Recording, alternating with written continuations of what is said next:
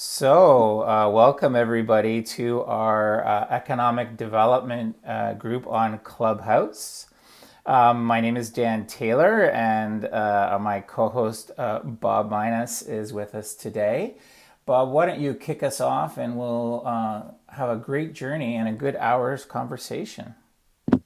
Wonderful. Thank you, Dan. Hello, everybody. My name is Bob Minhas, and I work with a number of economic development teams, helping them build educational infrastructures for their business owners locally. Today, we are going to talk about rule, all that is rule, and we have some special guests to talk about that specific subject. Just a couple of things as we start. The session is being recorded, as Dan said, so we do use this as a podcast for later. Um, the element of today is rules. So if you know anyone, any colleagues or any friends that you think could benefit from a discussion here, please feel free to use that plus button on the bottom. That plus button will then ping them and invite them to join us here in the room. And as you can see, we've got some other speakers on stage, and Caitlin and Lara, who are our experts today. But of course, if any of you in the audience have any questions or any thoughts you would like to contribute, we love conversation here.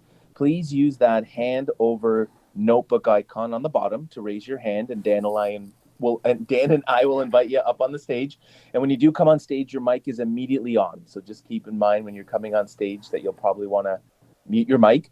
Also, make sure that if you haven't gotten a chance yet, look at everyone's bio on stage and in the audience. We love facilitating connections here. And I can assure you, if you look at a number of different bios here, some of us have them empty, but some of us have some amazing information there. So be sure to follow the speakers, follow folks in the audience, because they're likely going to be in another room in the future that they can invite you to as well. One little thing that Dan and I have noted over the time as well for our speakers is as you're sharing, feel free to end your share by saying, "This is Bob and I'm done speaking."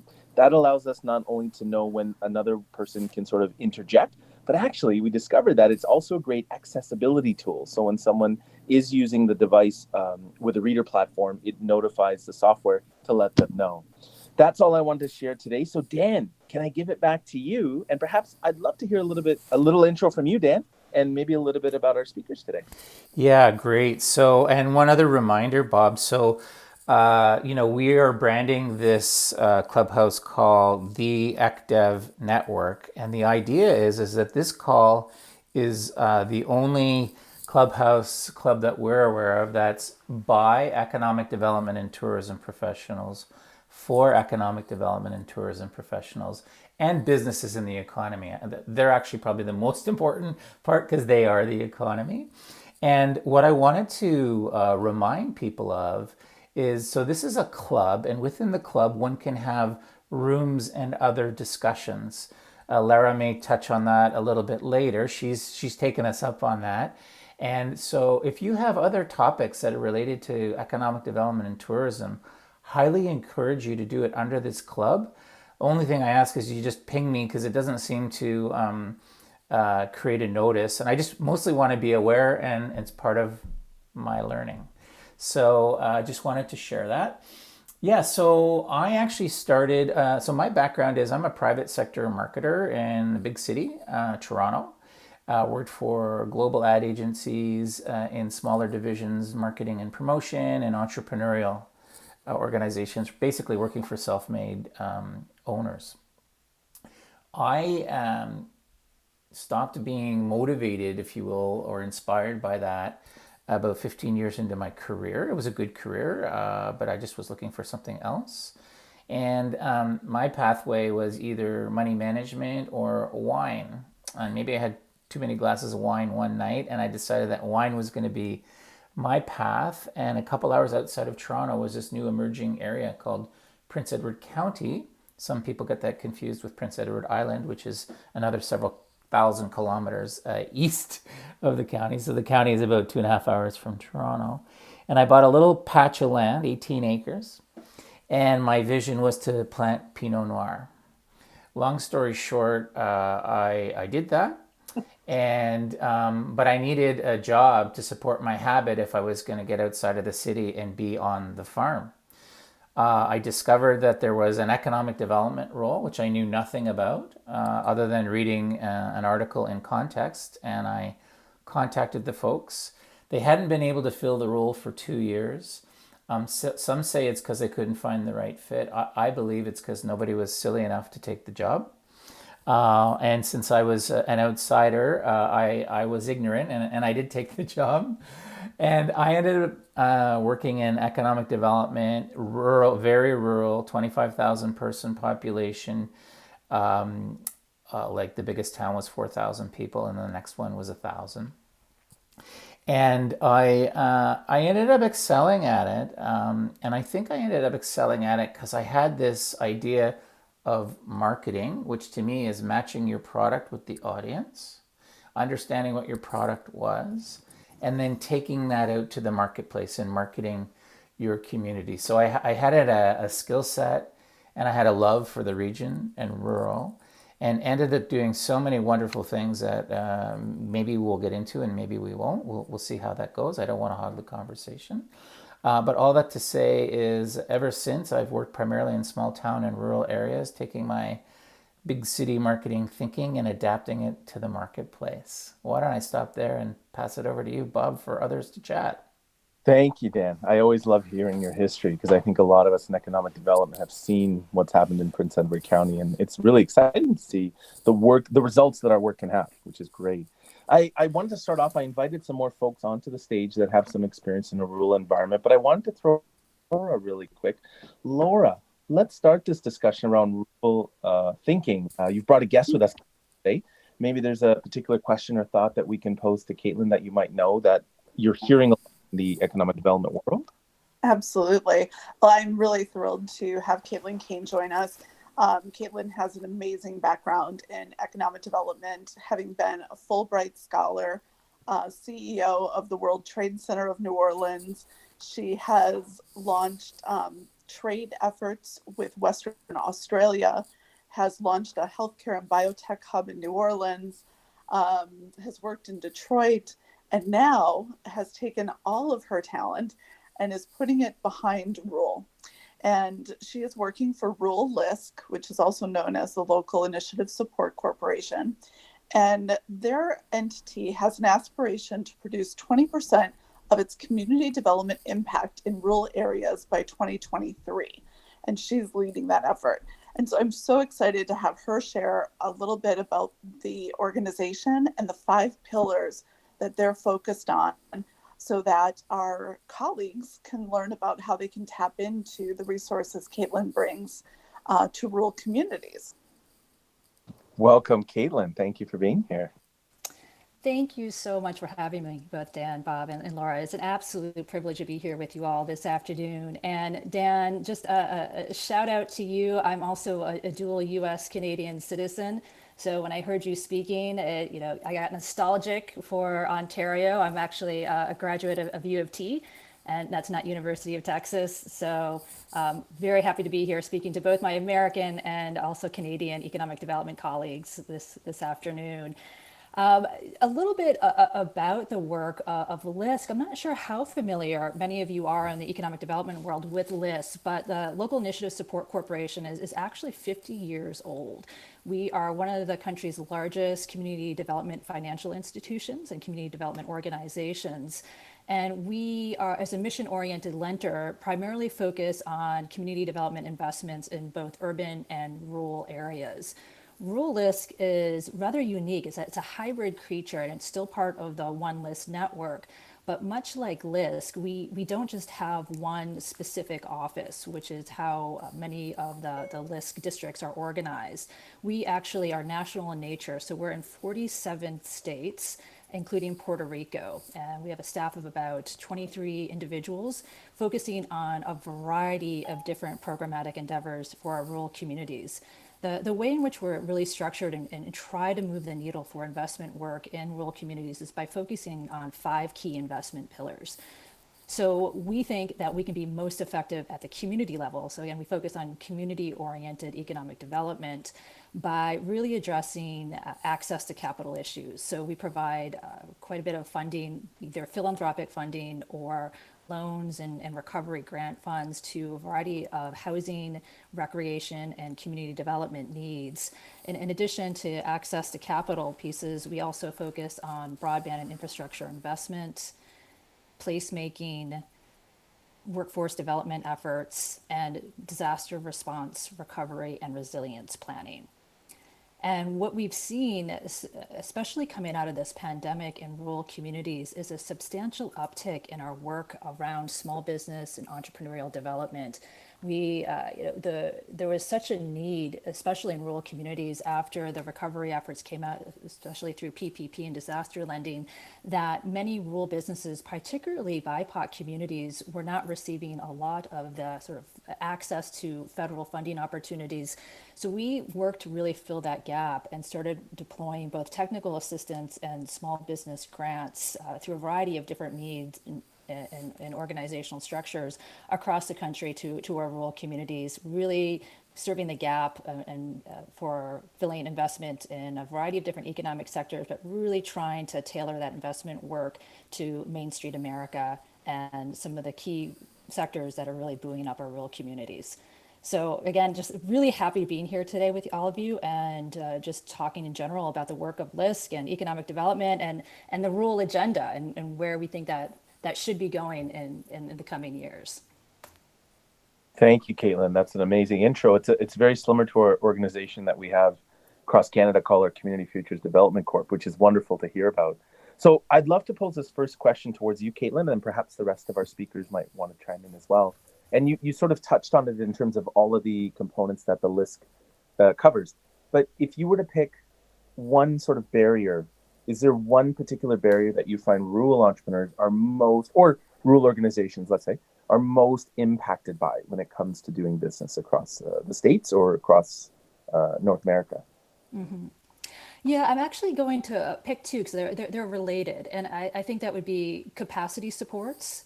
So capacity building, expertise, and access to capital.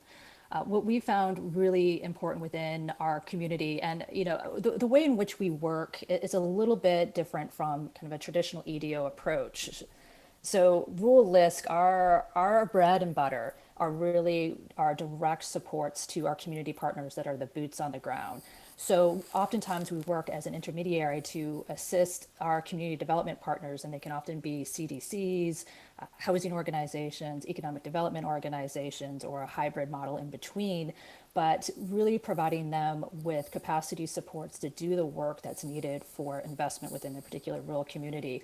And what we have seen really transpire and has been amplified throughout this pandemic is just the need for ongoing capacity supports.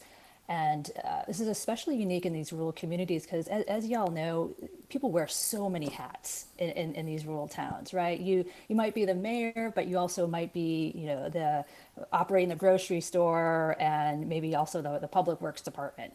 And so what we have found is that it is incredibly paramount to really drill down and identify the organizations that have the capacity on the ground to do a lot of this work for the long term, and then evolve with them to layer in resources so that they can address a magnitude of these issues from a variety of different vantage points. So maybe they started out as a housing organization, but now they need to address ongoing issues such as broadband and workforce development challenges that are equally as important to them. So capacity support is definitely an ongoing challenge.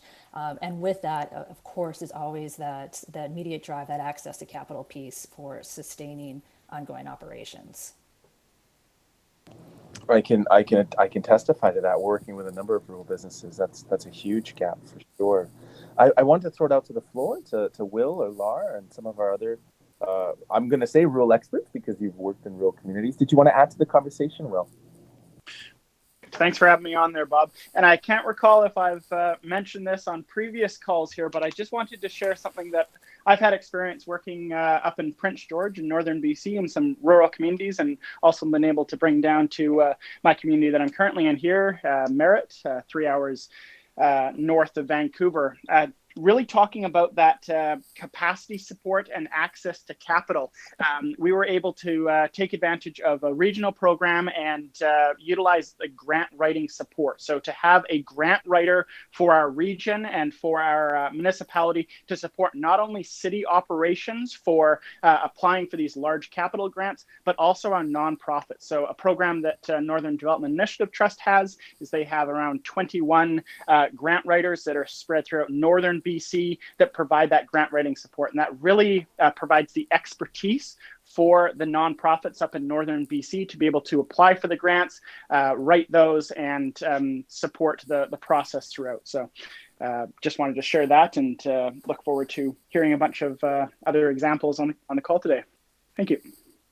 Will, that's brilliant. I wanted to invite up our friend Laura, who's in the audience, who also worked on a challenge called the 15-minute grant challenge. Because what we did notice is it's interesting that we create the support of this capacity. I say we, that communities create those supports of those capacities, but a lot of business owners don't take them up on it. And I think because sometimes the process can be a little bit overwhelming or daunting. In your communities, in any of your communities, Will, I guess you've sort of already answered it. Have any of you seen that? Have any of you seen, sort of putting it out to the rural community that, hey, we've got this capacity support, but not as much uptake on it? Did anyone want to comment on that thought? Dan, how was the experience for you when you went from Prince Edward County to Innisfil, both technically rural communities? Yeah, well, I think this idea of skills, and capacity building is a big one. I want to, and the idea of government grants and government programs, you have to appreciate, is very overwhelming for most rural businesses, because they do wear many hats. They're small businesses, etc. I want to throw something out there, and I'm going to raise my hand and say guilty as charged, and I'd be curious to get some feedback on it. So when I went to Prince Edward County, I did what typically is not done in economic development, and I suspect that has to do with my lack of economic development training at the time.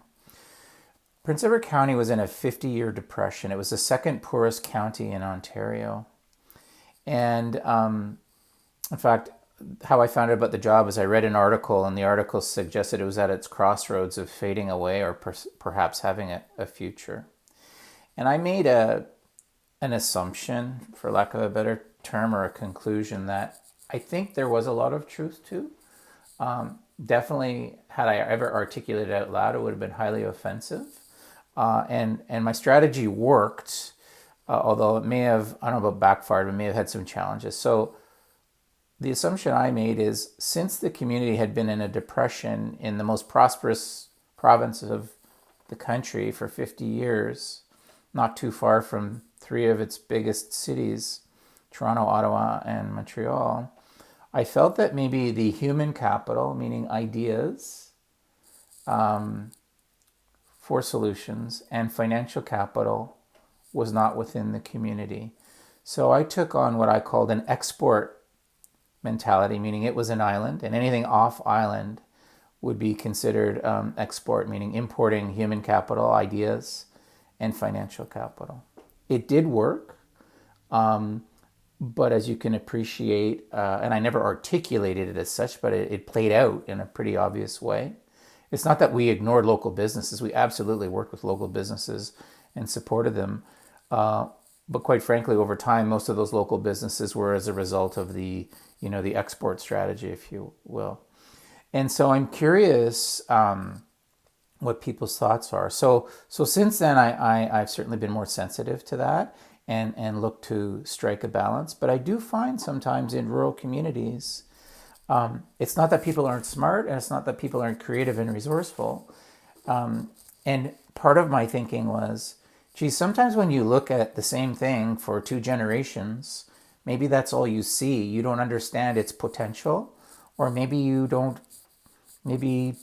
that lack of innovative thinking is buried somewhere. So I'm going to put that out there. I'm kind of putting myself on this, calling myself out a little bit. It did work, but it helped create, some other tensions of the here's, the people from away, and the people from, multi-generational. Open to the floor, folks. Thanks, Dan. Hi, this is Lee. And thank you for inviting me to participate in this, really important conversation, and love that we're able to have it in this format, and particularly talking about rural communities. And I'd love to add some thoughts to that, Dan, because I think that's a really instrumental piece for economic developers who are working in rural areas where there's a duality to it. One, sometimes you go into these rural areas, and certainly that was my experience. I started my career in economic development in Ontario many, many years ago, and decided to leap, based on my goal of getting to the West Coast. And along the way, I got distracted by these amazing mountain towns along the way, and ended up working in a little community in Eastern BC called Golden. And at the time, it was a declining forestry community with this little municipally operated not-for-profit ski hill called Whitetooth. And so I took on the role of economic developer in that community to help kind of transform this dying, really deeply authentic mountain culture community. And so the challenge, of course, was very closely related to what you're talking about, Dan, is coming in as a stranger from the outside and from the East, no less. And, being very careful about not coming in and being a smart aleck, trying to tell people in that community what to do and how to do it, but to build a bit of momentum and following and alliances in the community with key leaders. That was really important in helping to transform and attract, hundreds of millions of dollars of investment into the development of a new ski resort, which is now today, Kicking Horse Mountain Resort, and transforming that rural community. But the challenge was very often trying to make sure that we were doing it respectfully and carefully and in such a way that we didn't end up overwhelming and the community and ruining what was a very authentic mountain culture. So in the development process, there's often what I call a subtext to the development process, where you're overtly doing things like pulling in speakers from the outside, like you said, importing thoughts and ideas gently and carefully to continue to elevate the thinking about what the future and the vision of the community could look like, while at the same time being very respectful of the people in place. And I just want to add one more little thought to that, is sometimes working as an economic developer in a small rural area can be incredibly lonely because you don't have a lot of peers that you're working with on a day-to-day basis. And so I think that's a part of, the conversation working in rural communities, to encourage, colleagues to make sure that they're reaching out all the time and communicating with other colleagues, and sort of brings us back to the importance of this kind of conversation and being very open about the vulnerability, of the role working in rural communities for our colleagues as well. So thanks for putting that out. Lee, finished. Lee, thank you. That's an amazing thought to share. It does get isolating. I remember my first role in economic development. It was actually in the small business center level. And my goal was to go into rural parts of Simcoe County and provide counseling and support. And it was for businesses, of course, for entrepreneurship, I should say, not mental health. I am not qualified to do that. And what was interesting to me is exactly what Lee said is, I felt like every community I went into, it was a fairly isolated community. Now, that was years ago. The county has since then done really well in terms of building cohesion and an ecosystem. But I get you 100%, Lee. It is a very isolating role. And at that time, there weren't a lot of conferences or ways to connect with other professionals other than simply calling them up and saying, hey, have you done this before? Morgan has just joined us on stage. Morgan, did you want to contribute to the conversation as well? Sure. I just want to say this is my first time listening in on this clubhouse. I've been following along a little bit with what Dan Taylor has been doing with some of his posts on LinkedIn and what's going on in the Innisfil area. I'm from Toronto, more from the technologist side. so I don't necessarily have very much rural experience. But I guess my question that I want to ask the floor here is, I'm wondering with some of the technology trends that we're seeing in things like blockchain, how rural communities, their propensity to try these new financial primitives out as it relates to crowdfunding or sourcing financial capital, or even just overall coordination for new projects. If that's ever been on the table that certain counties or certain cities have tried in the past. Just wondering where it stands on that front. That's a great question, Morgan. Please let me include Laura in this conversation, and then eventually Dan, because I know the town of Innisfil does have, I think you can pay your property taxes with crypto. So Laura, please, did you want to continue the conversation? And actually, I was going to toss it to Caitlin because Even List better. actually has an incredible program through Kiva to crowdsource. And so, Caitlin, do you want to talk a little bit about that?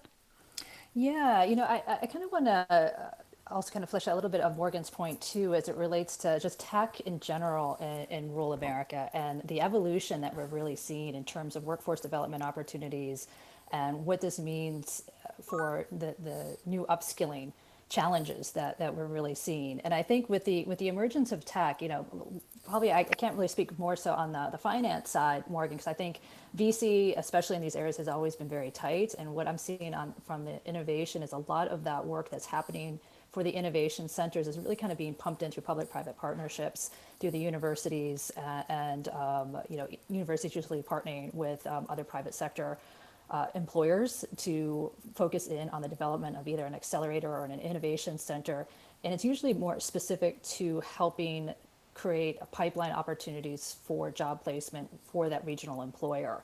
And so for that reason, we've actually become more involved in workforce development and looking at opportunities to kind of hone in on a sector orientation for workforce development opportunities, particularly agri-tech in some of these rural areas, and what that means, and then how it translates in terms of certifications that are non-degree oriented so that we can kind of train up in less time that can lead to wealth accumulation for the individual and then immediate job placement in under a year. So that really does seem to kind of be a challenge. But Laura, to your point on microfinance and alternative financing opportunities, we do have a program with Kiva, which has really been successful for some of our rural communities because it's all really looking at microloans, so under $10,000.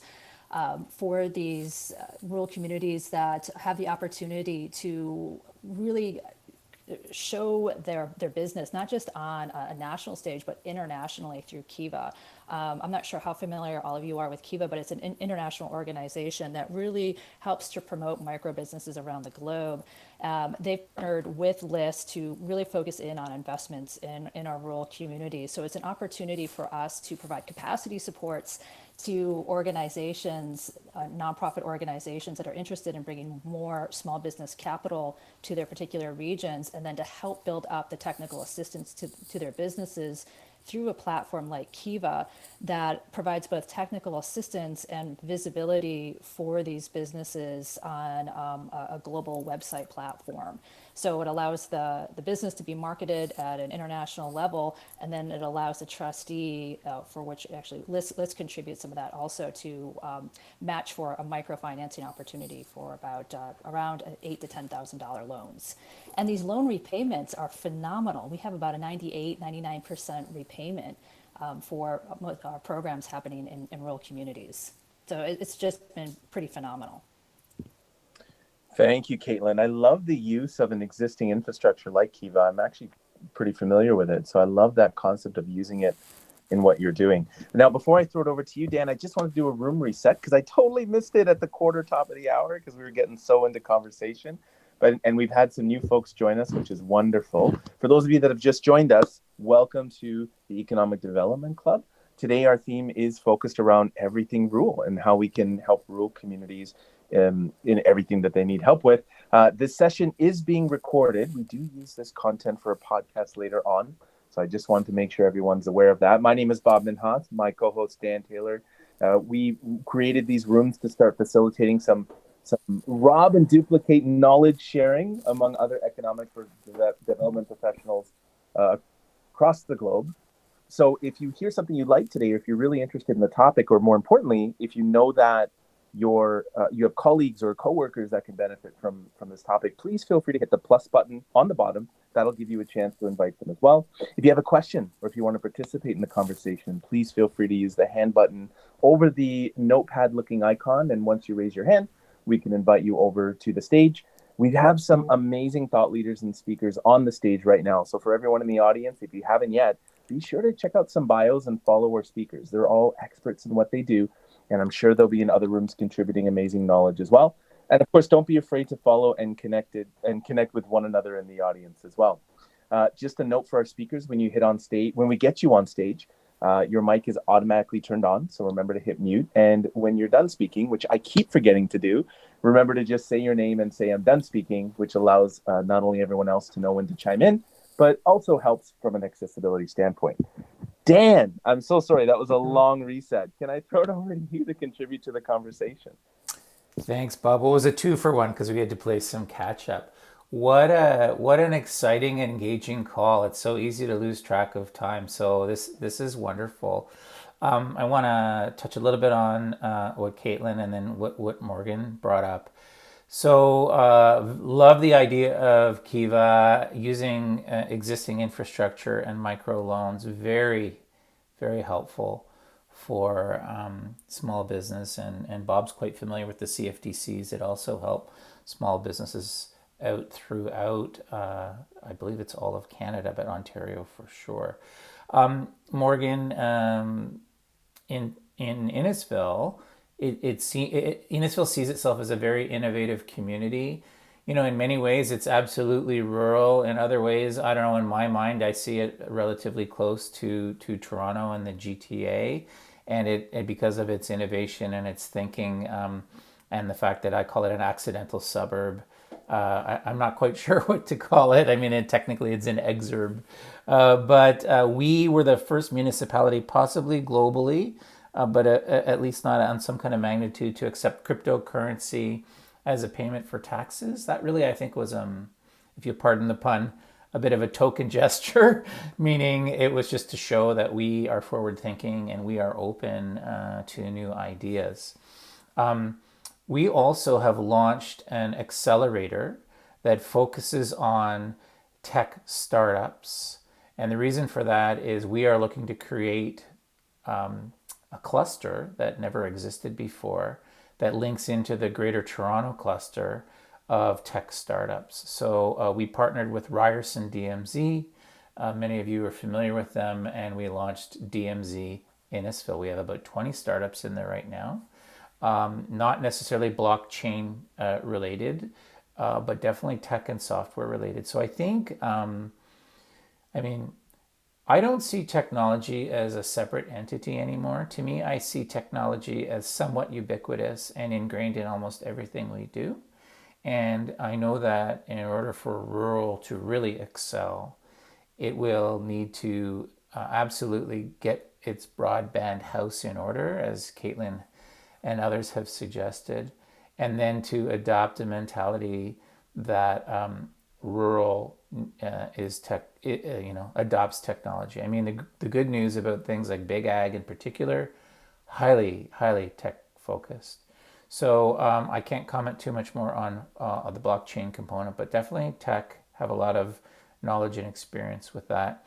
And Bob, I noticed Jimmy, who wears many hats that Caitlin pointed out we do in rural, and I think Brandon as well were up next. So I'll leave it to you to moderate, but that's what I got on tech, blockchain, etc.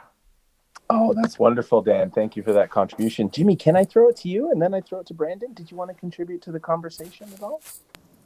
Yes, I would love to. And I apologize. Someone walked into my office right whenever Caitlin was talking about tech, which is what I really, really wanted to hear about. So I'll have to go back and listen to the recording. But yes, I'm constantly trying to find ways to bring tech to our rural areas because we're just not producing the students that are really going into this, that are knowing that, you know, this is the future. I think they know that, but just we're just not teaching to it, in my opinion, in our rural areas. And I'm in Texas, and so that's something that definitely piques my interest, and something that I want to focus on for the future. But a couple things that Lee said earlier about importing ideas gently in rural areas, I think that is golden. I'm more of a, you know, kind of a bull in a china shop. I just want to get in there and get my hands dirty and work. And, you know, that I have to go slower in my communities, because we do have to introduce those new ideas gently, and people have to hear them several times over and over before they start warming up to it. But as y'all know, the world moves fast. And so I fight this kind of yin and yang about that, because I know that in rural communities, sometimes we have to go slower, but at the same time, the world moves fast. And so I want to go faster and introduce things faster and get us caught up faster. And yeah, I feel like that's a battle I personally face.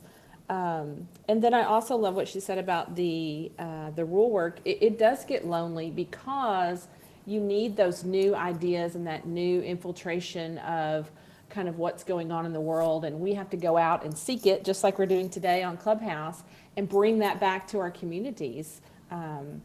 But if you don't have somebody in those areas who's doing that, who's going out and getting that information and bringing it back, you're fighting a tough battle sometimes. So I feel like that's one of the many, many hats that we wear as rural economic developers. Thank you, Jimmy. And that's so true, because as you said, just as you were waiting to contribute, someone walks into your office. That's the life of a rural economic development officer, I'm sure. Brandon, I know we just invited you on stage. I'd love to see if you'd like to contribute to the chat and then throw it over to Super Dave. Certainly. Thanks, Dan. Hi, everyone. I'm Brandon. I'm the manager of tourism for the region of Durham in Ontario, and I'm kind of fascinated by the call, and sorry I'm a little bit late getting in. It's interesting when, you know, we're looking at rural communities and we're talking about technology and ways to advance in the future. And I think a lot of towns will say, you know, we're this or we're that, we're a tech hub or something like that. But here you say that the town of Innisfil is accepting Bitcoin. I think that's super cool that you have a position statement that, yes, we're future forward, and here's how. We're one of the first municipalities to utilize cryptocurrency as a form of payment, which I'm certain is part of a bit of a long-term planning by the township, obviously looking at the value of cryptocurrency increasing. So you're being compensated for the amount that you're charging, whether it's water or taxes or whatever it might be that you're collecting. But in the future, that, you know, $4,000 in 2020 might actually be $60,000 in 2032. So that really piqued my interest. And I think what I will add on rural is that I'm actually in rural Northern Ontario right now. I've had to relocate due to a family emergency, but I'm still working on behalf of the region of Durham and nowhere near it, 5 hours north. And where I am is kind of a former mining town, and forestry and mining. And you kind of see the transition of rural over time. That rural is where our resources are, and that's never going to change. You're not going to have a 100-acre farm in the center of downtown Toronto. So the rural communities have always supported the lifestyle, kind of the main area. And then sometimes what happens if mining or forestry, those jobs dry up, it's kind of a hard time. And then what usually kind of segues is that tourism piece. You always have these services, whether you're, you know, restaurants or gas stations, to support the transportation and truck driving industries. And then over time, the town starts to, you know, move some of the funds that were going to industry to developing trails and cycling routes and welcoming new businesses and startups. And so you see a rural town in a number of cases, whether you're in Europe or Ontario, of townships that kind of change their positioning and what their offering is. So I'm always fascinated by the rural conversations, and I'll kind of close my thoughts there. Brandon, wrapping up. Thanks.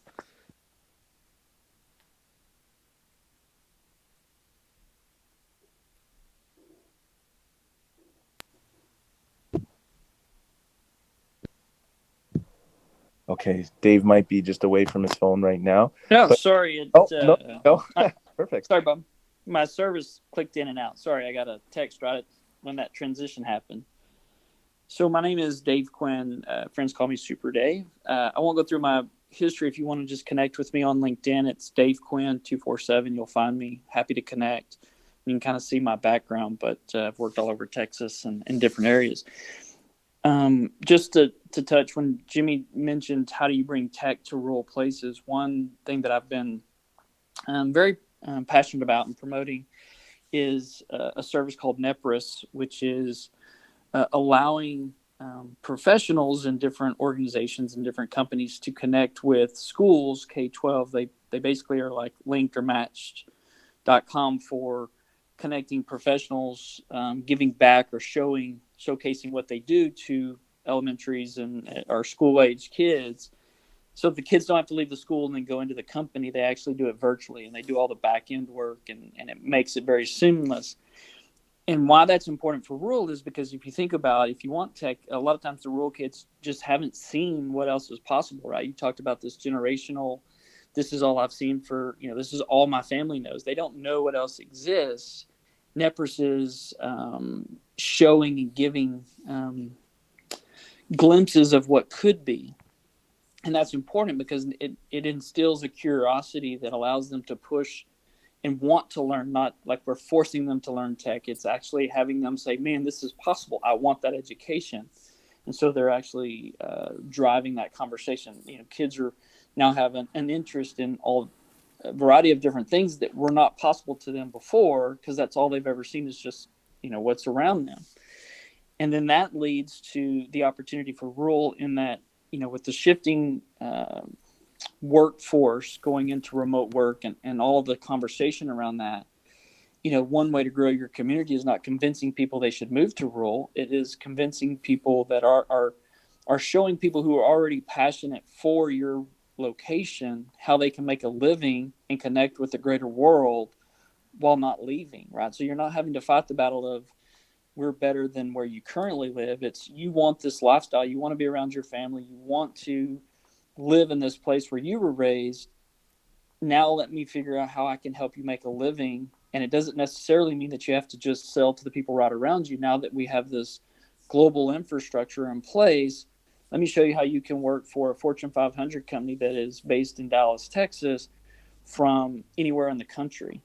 And in doing that, of course, the community has to be, the conversation is obviously that they have to have the infrastructure ready for that, right? Like you have to have the broadband connection and you have to be able to provide the goods and services, but the community can start to focus on increasing quality of life, making sure the small business owners and those things are selling the goods and services that the people want so that it is a lifestyle that the kids want to live in.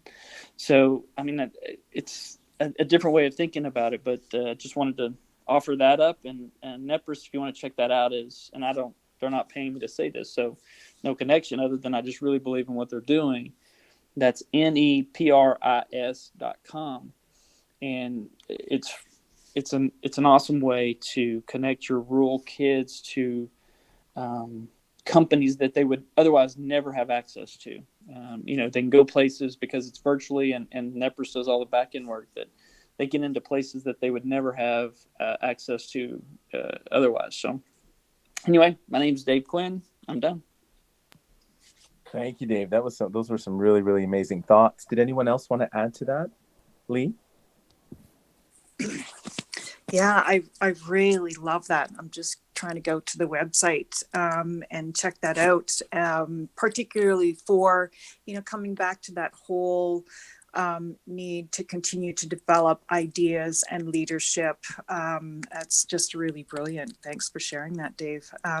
Just want to add a little something on the technology development side in rural communities. And it's been certainly reinforced here as part of the conversation about how not just important, but vital and even critical it is for rural communities to be able to continue to access advanced technologies. And these are where, as we know, technology has leveled the playing field for smaller cities, tier 2, tier 3 cities, rural communities like never before. You don't need enormous budgets to be able to do really good economic development work anymore. You just have to be a little bit innovative and savvy and understand how to make sure you're levering your technology opportunities.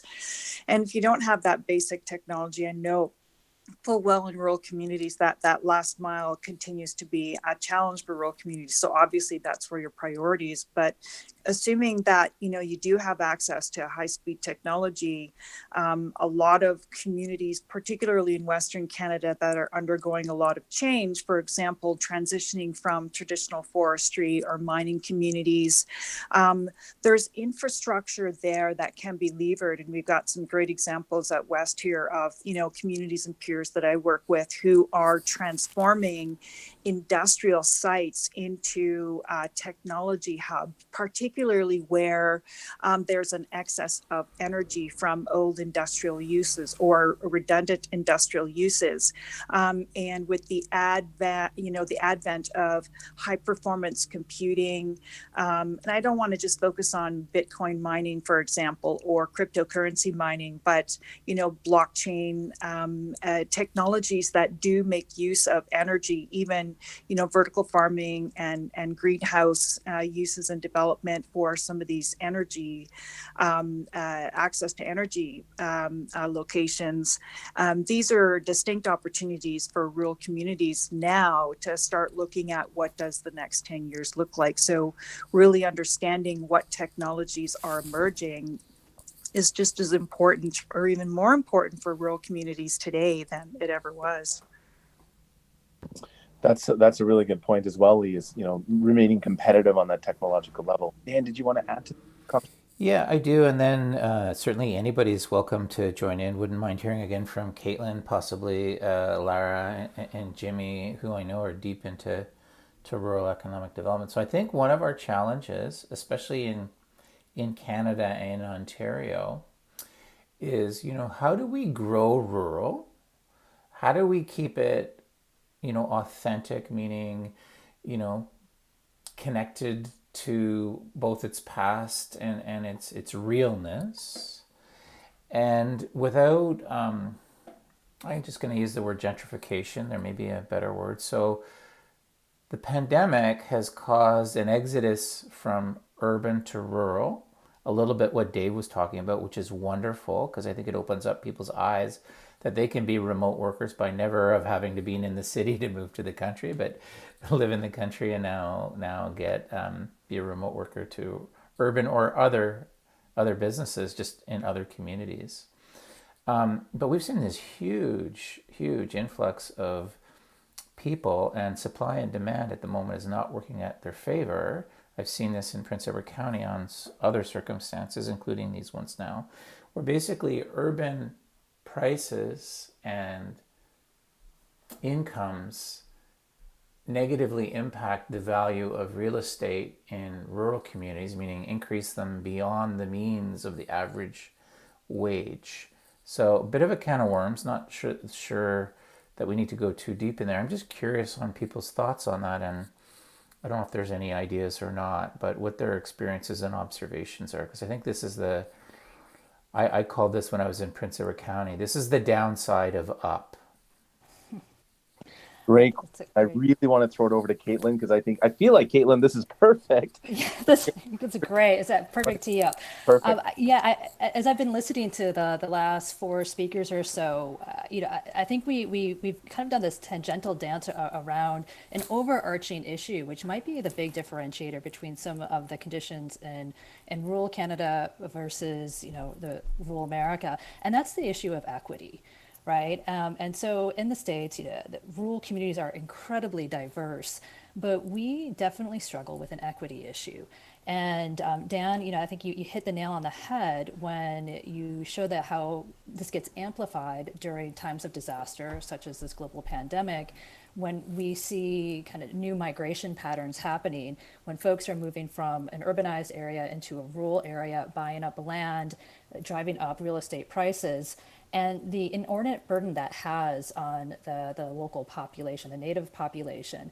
And in areas, such as the Deep South, that really manifests in terms of economic inequities. Many of these areas, that we struggle with economic asset accumulation.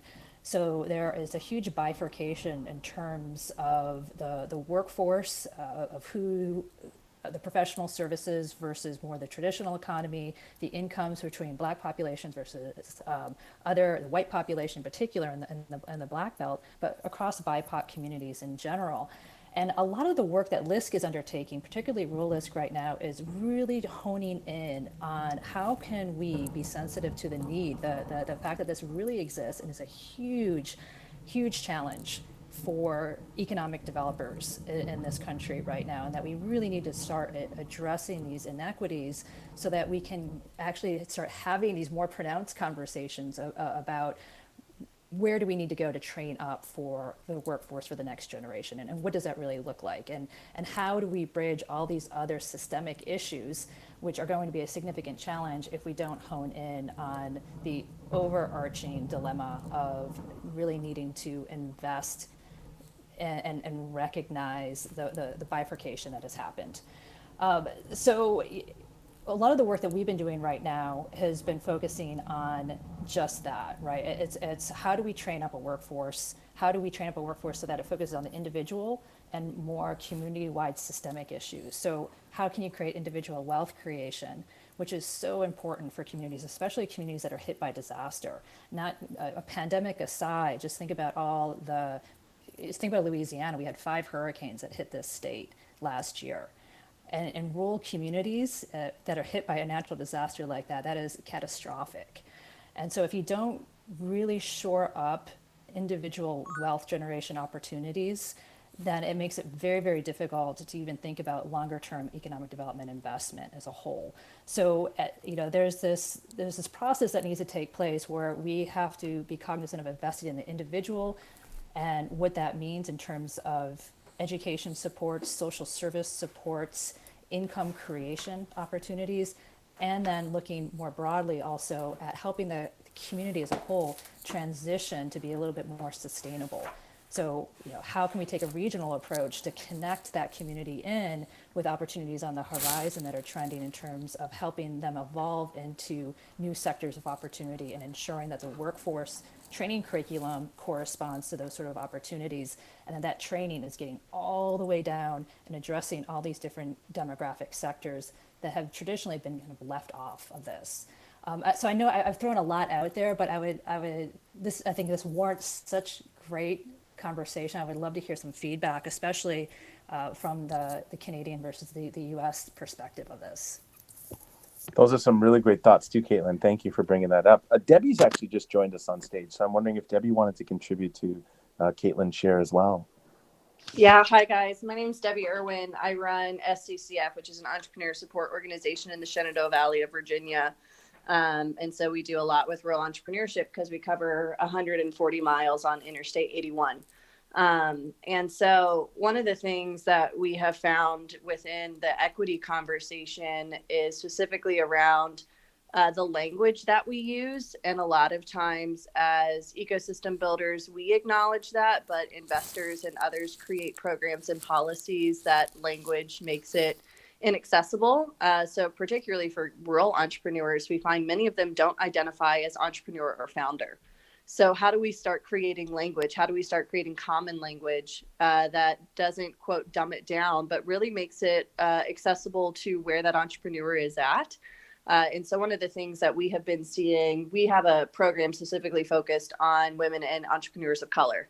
And so we give them grant funding, we give them scholarships into programming, and we target them through other initiatives. And then we also are doing, we just launched a scalable tech accelerator last year with a $1 million grant we won from the state.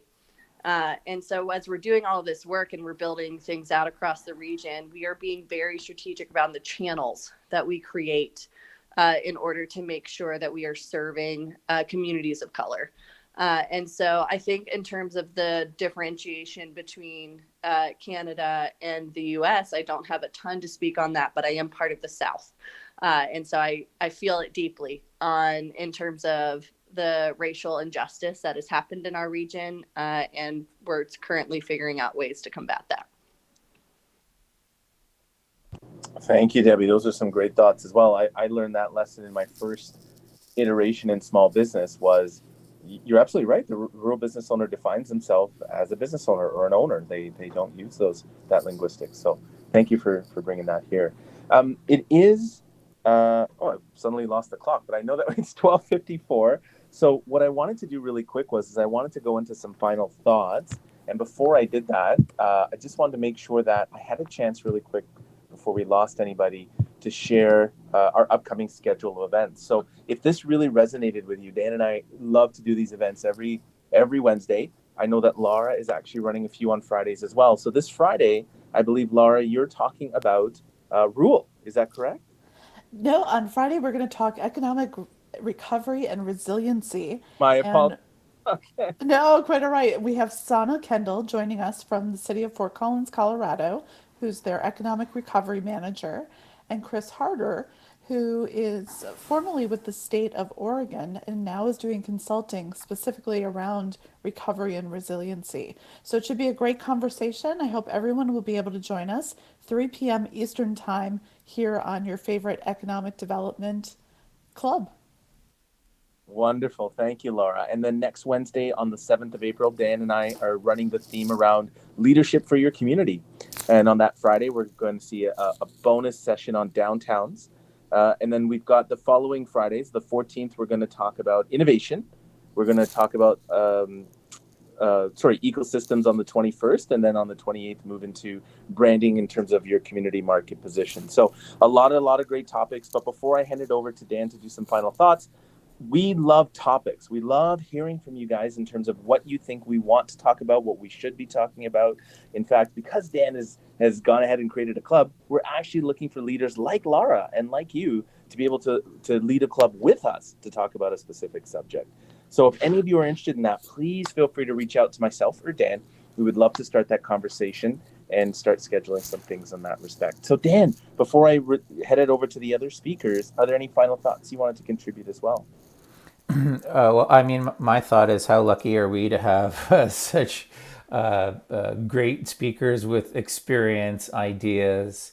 For sure, there are nuances and maybe even some chasm differences between the Canadian and the U.S. rural situation, but I think there's a lot of similarities. I think COVID and the remote work world and the exodus from cities and the adapting to outer regions, I think it's going to create some tensions, but also some tremendous opportunities. And I think as technology accelerates, it's going to create the potential for a greater and equal playing field, and hopefully remove some of those inequities. I'm bullish, but at the same time practical. I understand these things will take time. So I think we are setting ourselves up for not only a great recovery and a robust economy, but I think leveling evening, or whatever the term is, getting that playing field so that it's more level for others. So I'm delighted to hear such great input and thankful for everybody who has contributed and participated today, and look forward to more and new ideas and those that want to step up and lead rooms and discussions beyond Bob and myself, and now complementing what Lara is doing.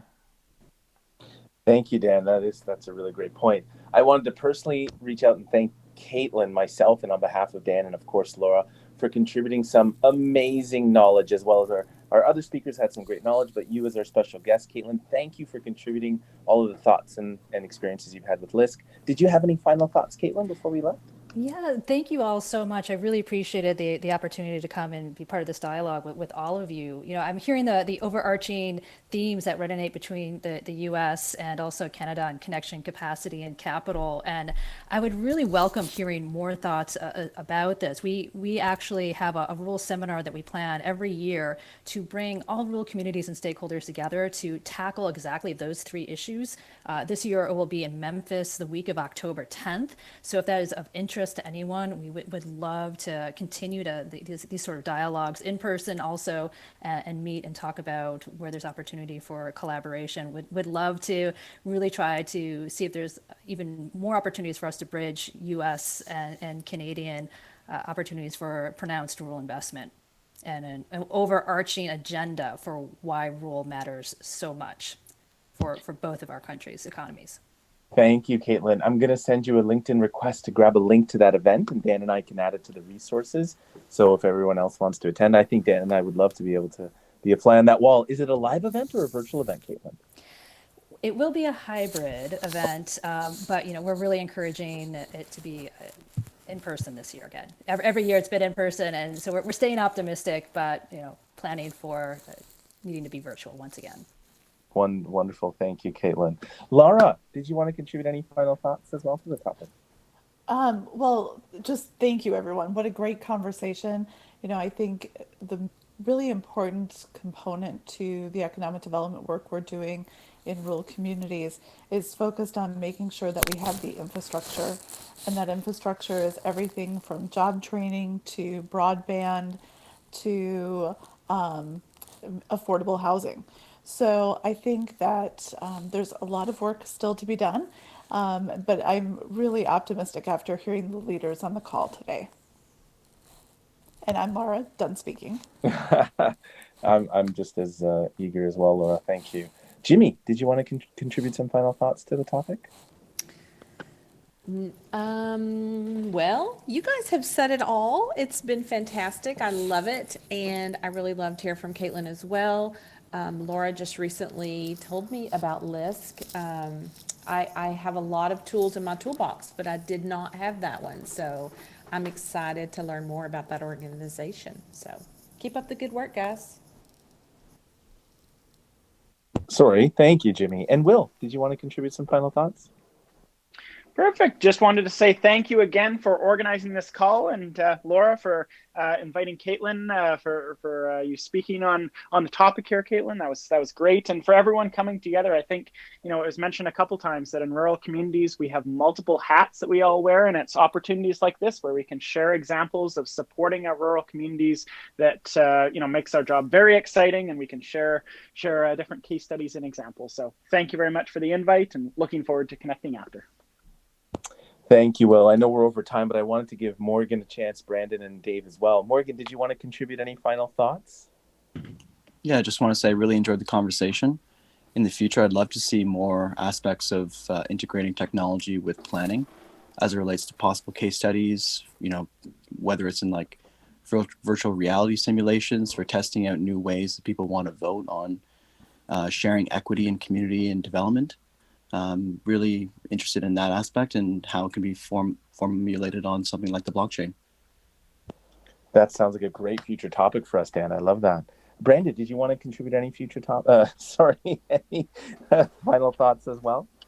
I'll contribute a topic, but I'm not sure everyone has the time. But just want to say thanks for everyone joining today. It was great to connect, and I'm looking forward to Rural Part 2. You're absolutely right. We should do another room around that, and I think Dan would agree. And I just want to give Dave a chance for a final thought. Dave, did you want to add something?